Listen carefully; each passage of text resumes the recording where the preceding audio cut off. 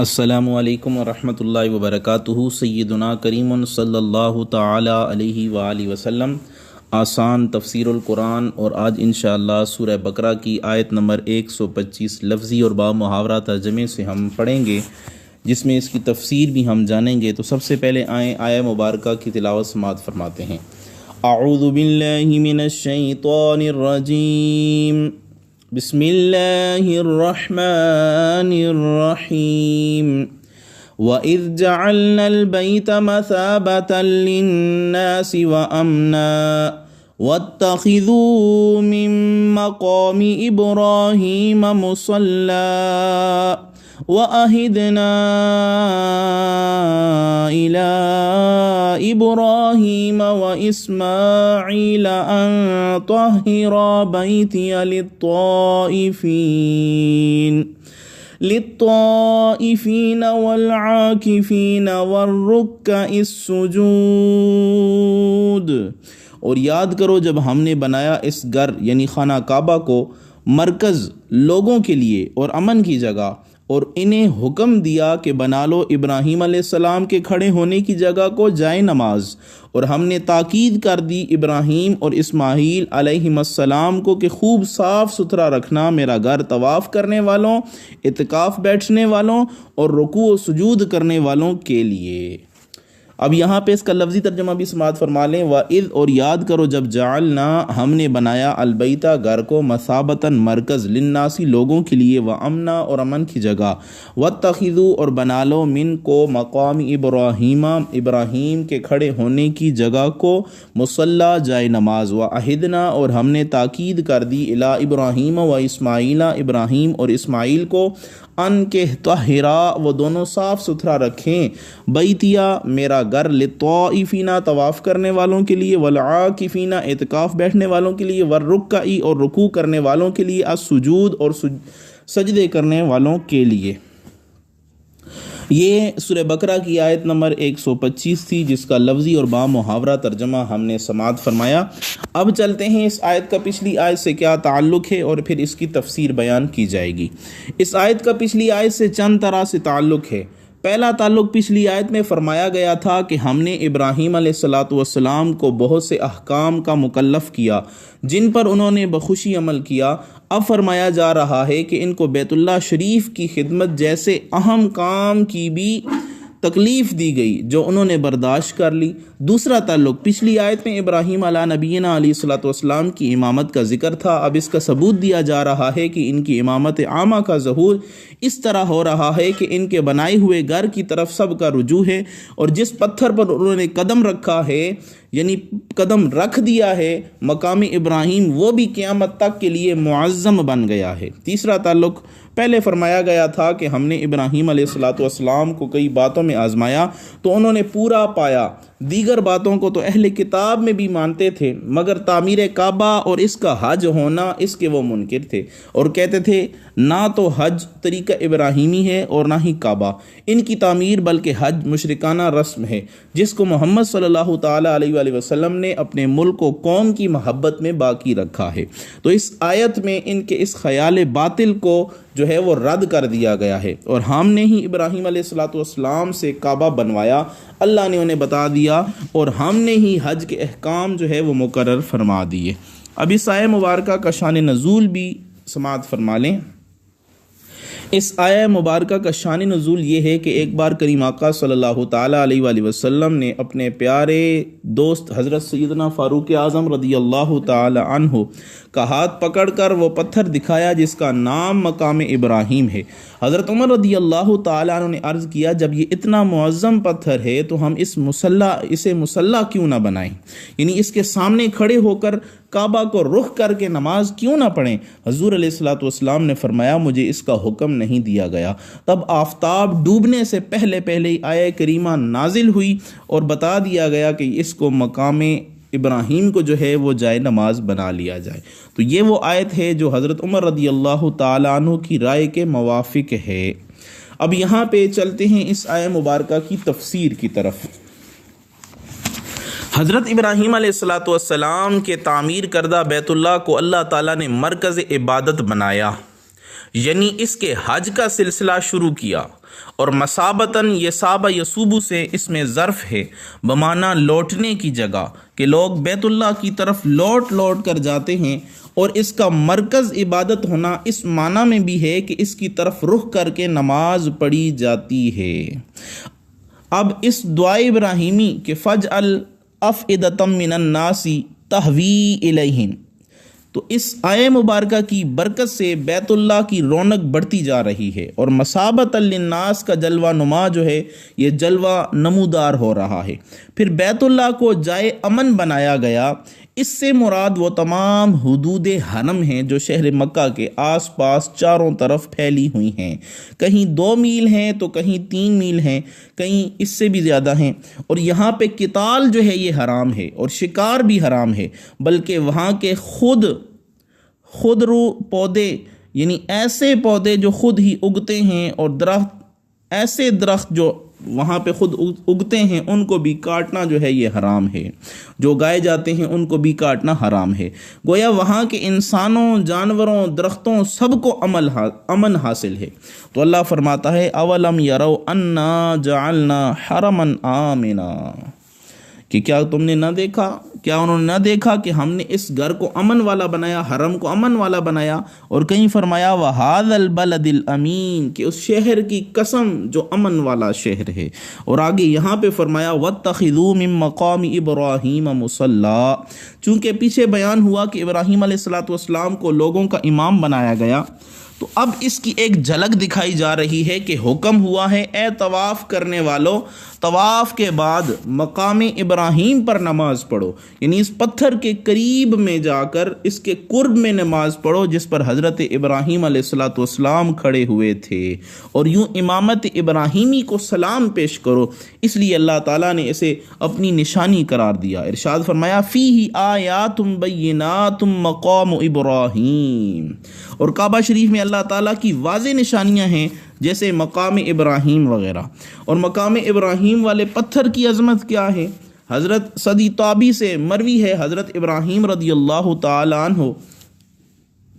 بلکہ حضرت سیدنا ابراہیم علیہ السلام جب دوسری بار اس جگہ تشریف لائے جہاں آج کعبہ ہے، تو حضرت اسماعیل علیہ نبینا علیہ السلام کی بیوی نے عرض کیا کہ آپ سواری سے اتر کر غسل فرما لیں، سر دھوئیں اور آرام کریں۔ آپ نے فرمایا مجھے اترنے کی اجازت نہیں ہے۔ اس نے کہا آپ زمین پر نہ اتریں، اس پتھر پر اپنے پاؤں مبارک رکھ لیں۔ آپ نے اس پر ایک قدم رکھا، آپ کی بہو نے آپ کا سر ایک طرف سے دھویا، اتنے میں آپ کا قدم پتھر میں اتر گیا، یعنی پتھر فرط محبت سے موم ہو گیا، اور آپ کے قدم کا نقش اپنے اندر اس نے جما لیا۔ پھر آپ نے دوسرا قدم رکھا اور دوسری طرف سے سر دھلوایا تو دوسرا قدم بھی اس میں اتر گیا، یعنی اس کا نقش اس میں پڑ گیا۔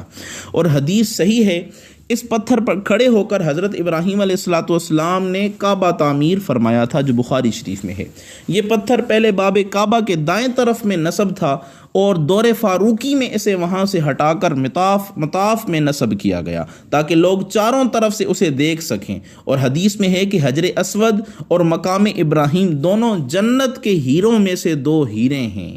اور حضرت مجاہد سے مروی ہے کہ حجر اسود اور مقام ابراہیم دونوں روز قیامت ان لوگوں کی گواہی دیں گے جنہوں نے ان کا حق ادا کیا، یعنی حجر اسود کو چوما اور مقام ابراہیم کے پاس اس نے نماز پڑھی۔ حضرت عبداللہ بن عمر رضی اللہ تعالیٰ عنہ سے مروی ہے رسول اللہ صلی اللہ تعالیٰ علیہ وآلہ وسلم نے فرمایا، ترمذی شریف کی حدیث ہے، یعنی حجر اسود اور مقام ابراہیم دونوں جنتی ہیروں میں سے ہیں، اور اگر اللہ ان کا نور چھپا نہ دیتا تو یہ دونوں مشرق و مغرب تک ساری دنیا کو روشن کر دیتے۔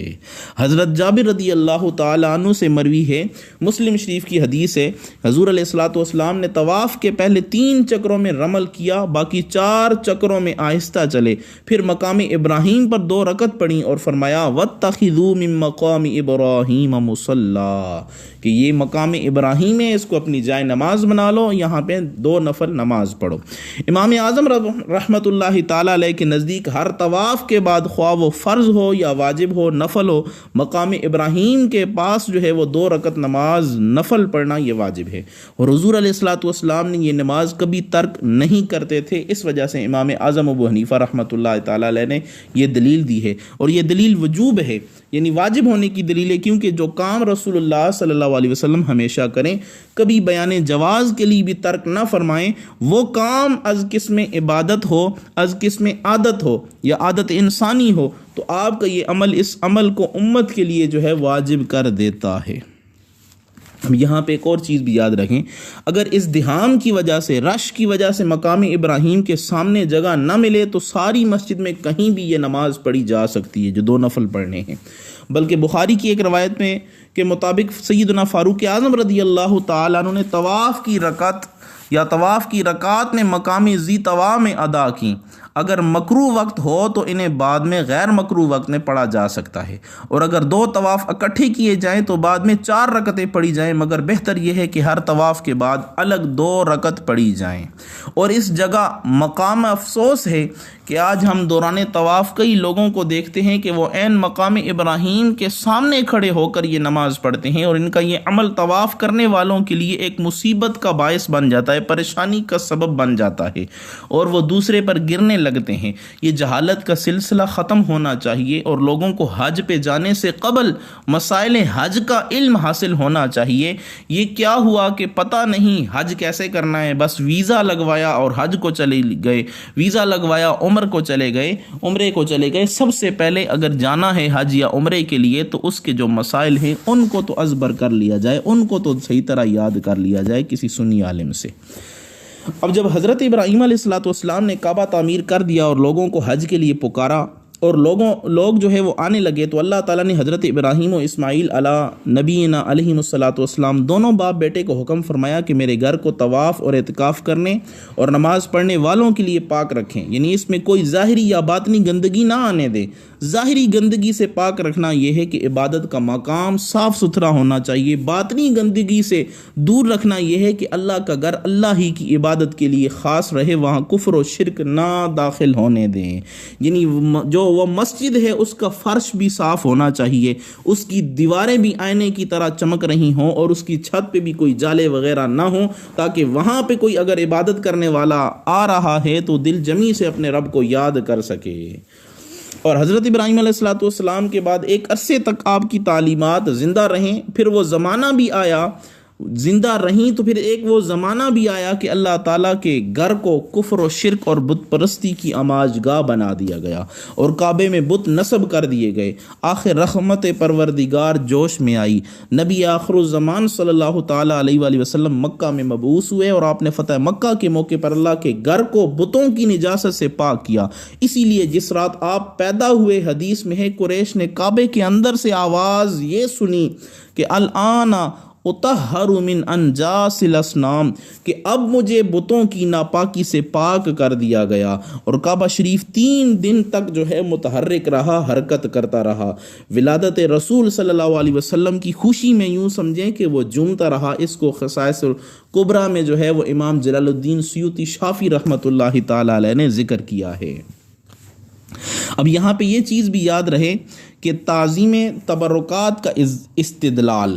کہ مقام ابراہیم ایک پتھر ہی ہے، مگر جب اس پر حضرت ابراہیم علیہ الصلوۃ والسلام کے پاؤں لگ گئے تو وہ اس قدر قابل تکریم ہو گیا کہ اس کے قریب میں نماز پڑھنے کا حکم دے دیا گیا۔ اور قاضی ثناء اللہ پانی پتی رحمۃ اللہ تعالی علیہ اپنی تفسیر میں اس جگہ فرماتے ہیں وَاتَّخِذُوا مِن مَّقَامِ إِبْرَاهِيمَ مُصَلَّى کے تحت فرماتے ہیں کہ اہل اعتبار کے لیے یہاں مقام غور ہے کہ جس جگہ اہل اللہ میں سے کوئی مرد تھوڑی دیر کے لیے ٹھہر جائے، وہاں آسمان سے برکات اترتی ہیں اور دلوں کو اپنی طرف کھینچتے ہیں، وہاں عبادت کا ثواب کئی گنا ہو جاتا ہے۔ تو بتاتے ہیں کہ جہاں اللہ کے نیک بندے ہو بیٹھ جائیں تھوڑی دیر، وہاں اللہ کی رحمتیں اترتی ہیں۔ تو جہاں اللہ کے پیاروں کے مزار ہوں، اللہ کے پیاروں کے جو ہے وہ دربار ہوں، تو وہاں پہ اللہ کی کتنی رحمتیں اترتی ہوں گی، یہ خود اندازہ کر لیجئے۔ اب یہاں پہ سعودیہ میں نجدی علماء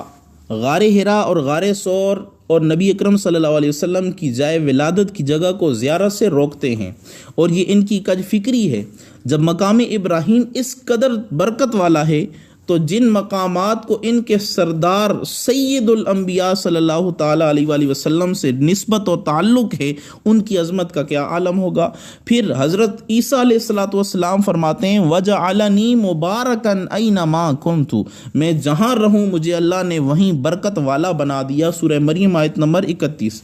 اگر حضرت عیسیٰ علیہ الصلوۃ والسلام کی برکت کا یہ عالم ہے تو آقائے عیسیٰ یعنی حضرت محمد مصطفیٰ صلی اللہ تعالیٰ علیہ وآلہ وسلم کی برکت کا کیا عالم ہوگا۔ اب یہاں پہ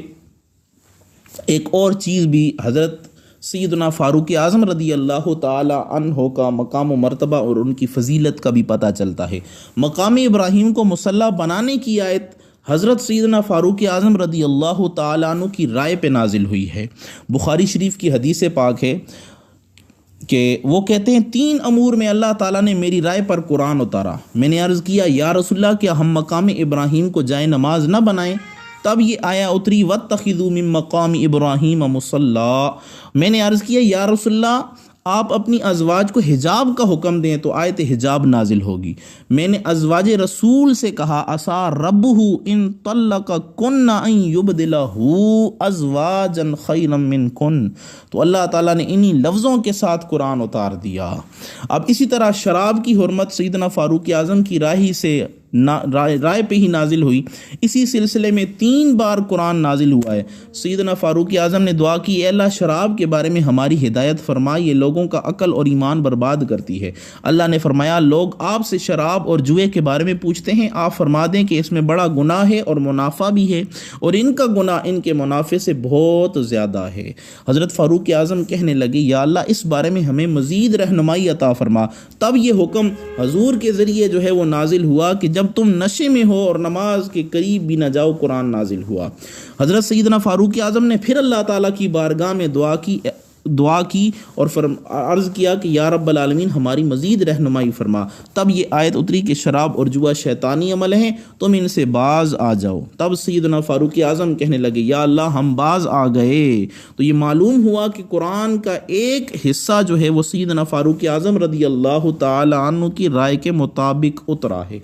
اب یہاں مساجد کی صفائی کا حکم، یہاں پہ جو ہے ان طہرا بیتی للطائفین والعاکفین والرکع السجود، کہ مسجدوں کو صاف ستھرا رکھنا بلکہ مطلقاً جائے نماز کے پاک ہونے کا حکم بھی یہاں پہ ثابت ہے۔ اور حدیث میں ہے کہ جو رضائے الہی کے لیے مسجد میں صفائی کرے اللہ اس کی قبر میں نور پیدا فرما دے گا۔ اور حدیث میں آتا ہے کہ ایک حبشی عورت جو ہے وہ مسجد نبوی کی صفائی کرتی تھی، وہ رات کو فوت ہوئی تو لوگوں نے اسے رات ہی میں دفنا دیا، حضور کو نہ بتایا کہ کہیں حضور علیہ الصلوۃ والسلام کے آرام میں خلل واقع نہ ہو۔ اگلے روز رسول اکرم صلی اللہ علیہ وسلم نے اس کے بارے میں پوچھا، آپ کو ساری بات بتائی گئی، آپ نے فرمایا تم نے مجھے کیوں نہ بتایا؟ پھر آپ نے اس کی قبر پر جو ہے وہ تشریف لائے اور اس کے لیے خصوصی دعائے خیر فرمائی۔ تو گویا لوگوں کے نزدیک مسجد کی صفائی کوئی بڑا منصب نہ تھا، مگر رسول اللہ صلی اللہ علیہ وسلم نے مسجد کی صفائی کرنے والوں کی قدر بتائی اور اس کو یہ شرف عطا فرمایا تاکہ مسجد کی اہمیت اور اس کی فضیلت لوگوں کے سامنے جو ہے وہ اجاگر ہو سکے۔ اب اس آیہ مبارکہ سے کتنے فائدے حاصل ہوتے ہیں وہ ہم آپ کے سامنے جو ہے وہ مختصراً بیان کرتے ہیں۔ نمبر 1، اس آیت سے چند فائدے حاصل ہوئے۔ پہلا فائدہ، بزرگوں کی چیزوں کی تعظیم کرنا اور اس سے برکت لینا قرآن کریم سے ثابت ہے اور ساری امت کا اس پر عمل۔ اور مقام ابراہیم ایک پتھر ہے اور اس کی تعظیم صرف اس لیے نہیں کہ وہ جنتی ہے، بلکہ اس کی بڑی وجہ یہ ہے کہ اس پر قدم خلیل علیہ الصلوۃ والسلام پڑے ہیں۔ اس لیے زمانہ ابراہیمی سے پہلے اس کی وہ تعظیم نہ ہوتی تھی جو اب ہے کہ تمام لوگوں کے سر اس کی طرف جھکتے ہیں۔ اس لیے قرآن کریم نے اس پتھر کو مقام ابراہیمی کہا ہے، نہ کہ جنت کا پتھر، تاکہ معلوم ہو کہ اس پتھر کی تعظیم و توقیر اس لیے ہے کہ وہ ابراہیم علیہ الصلوۃ والسلام کا جائے قیام ہے۔ تبرکات کی تعظیم بہت سی آیتوں اور حدیث سے ثابت ہے جو ہم نے آپ کے سامنے پہلے بھی بیان کی۔ تو بزرگوں کے تبرکات سے بیماریاں جاتی رہتی ہیں اور رب کی رحمتیں آتی ہیں۔ دیکھیں کہ حضرت یوسف علیہ الصلوۃ والسلام کی قمیص سے حضرت یعقوب علیہ الصلوۃ والسلام کی آنکھیں جو ہے وہ روشن ہوئیں، اور حضرت ایوب علیہ الصلوۃ والسلام کے پاؤں کے دھون سے آپ کو شفا نصیب ہوئی، اور آج تک آب زمزم جو ہے وہ مسلمانوں کے لیے شفا ہے۔ اور اسی طرح جو ہے وہ اور بھی بہت ساری چیزیں موجود ہیں۔ دوسرا فائدہ، مسجدوں کو گندگی اور کوڑے سے پاک صاف رکھنا بہت ضروری ہے، کیونکہ مسجد کی تعظیم کعبہ معظمہ کی طرح ہے، اس لیے کعبہ کی طرح مسجد کی چھت پر بھی جو ہے بلا ضرورت چڑھنا منع ہے، اور چھت کو بھی پاک صاف رکھنا چاہیے۔ تیسرا فائدہ، مسجد اور کعبہ معظمہ کا کوئی متولی بھی چاہیے جس کے ذمہ وہاں کی ساری خدمات ہوں، کیونکہ رب نے کعبہ کو پاک رکھنے کا حکم حضرت ابراہیم علیہ السلام کو دیا کہ وہ اپنے یہ اہتمام کرتے رہیں۔ چوتھا فائدہ، مسجدوں میں اعتکاف، نماز وغیرہ دینی کام ہی کریں گے، کیونکہ اس آیت میں بتایا گیا ہے کہ صفائی اعتکاف کرنے والوں اور نمازیوں کے لیے ہے۔ پانچواں فائدہ، مسافروں کو ہر مسجد اور مسجد حرم میں ٹھہرنا اور سونا وغیرہ جائز ہے، کیونکہ عاکفین کے معنی مسافرین بھی کیے گئے ہیں۔ چھٹا فائدہ، تمام مساجد بلکہ ساری مسجدیں کعبہ معظمہ کی طرف ہونی چاہیے، کیونکہ اس آیت میں بتایا گیا ہے کہ ہم نے کعبہ کو لوگوں کے رجوع بنایا۔ لوگوں کے رجوع کرنے کی دو صورتیں، ایک یہ وہاں جا کر حج کریں، دوسرا یہ کہ ہر جگہ سے ادھر رخ کر کے سجدہ کریں۔ ساتواں فائدہ، جو مجرم کے حرم شریف میں جا کر امن لے لے، اسے نہ تو وہاں گرفتار کر سکتے ہیں اور نہ وہاں سزا دے سکتے ہیں، بلکہ اس تک رزق وغیرہ نہ پہنچنے دیں، اس کا رزق وغیرہ روک دیں، لین دین سب کچھ بند کر دیں، تاکہ وہ تنگ ہو کے خود ہی وہاں سے نکلے اور پھر اسے جو ہے وہ پکڑ لیا جائے۔ آٹھواں فائدہ، اس آیت کی شان نزول سے یہ بھی معلوم ہوا کہ سیدنا فاروق اعظم رضی اللہ تعالی عنہ نہ تو برکات بزرگان کے خلاف تھے، یعنی بزرگوں کے جو تبرکات تھے ان کے نہ خلاف تھے اور نہ ہی انہیں مٹانا چاہتے تھے، بلکہ وہ تو لوگوں کو بتانا چاہتے ہیں کہ تبرکات کا کتنا مقام ہے۔ نواں فائدہ، عین نماز کی حالت میں بزرگوں کے تبرکات کی تعظیم جائز ہے۔ دیکھیں، جو نماز مقام ابراہیم کی طرف ہوگی، اس میں نماز کی حالت میں اس پتھر کا احترام بھی ہوگا۔ سیدنا صدیق اکبر نے بحالت نماز حضور علیہ الصلوۃ والسلام کا ادب کیا، خود مصلی سے پیچھے آ گئے، حضور علیہ الصلوۃ والسلام کو جائے نماز پہ امام بننے کے لیے جو ہے وہ آگے کر دیا۔ تو اس سے وہ لوگ بھی عبرت پکڑیں جو یہ کہتے ہیں کہ نماز کے اندر اگر حضور علیہ الصلوۃ والسلام کا خیال آ جائے تو نعوذ باللہ من ذالک نماز ٹوٹ جاتی ہے۔ 10واں فائدہ، مقام ابراہیم اس لیے قابل عزت ہے کہ حضرت ابراہیم کا قدم اس پہ لگا ہوا ہے، اور حضور علیہ الصلوۃ والسلام کی ازواج، صحابہ اکرام، اہل بیت اعظام کی عزت کا کیا پوچھنا کہ انہیں حضور علیہ الصلوۃ والسلام سے بہت ہی قرب رہا ہے، تو ان کے مقام اور عظمت کا کیا عالم ہوگا۔ اللہ سے دعا ہے اللہ تعالی ہم سب کو اس آیہ مبارکہ کو صحیح طرح پڑھنے، سمجھنے، اس پہ عمل کرنے کی توفیق عطا فرمائے، آمین۔